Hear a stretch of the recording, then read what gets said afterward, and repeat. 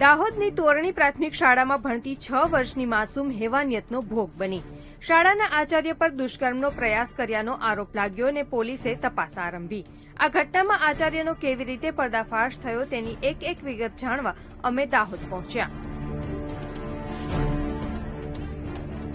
ભારે હૈયે બાળકીની માતાએ એ દિવસનો ઘટનાક્રમ જણાવ્યો. જે આચાર્ય પર ભરોસો મૂકીને બાળકીને કારમાં હસતા મોઢે બેસાડી હતી તે જ બાળકીનો જીવ લઈ લીધો. એટલે અમને જોઈને ગાડી ઉભી રાખી દીધી. પેલી છોકરીને દેખીને સા બેટા બેસી જા, તો એનાથી દરવાજો ના ખોલાય એટલે મેં ખોલ્યો. એ આગળની સાઈડમાં, એ પાછળની સાઈડમાં. પહેલી સીટમાં અહીંયા, બીજી સીટમાં મારી છોકરી.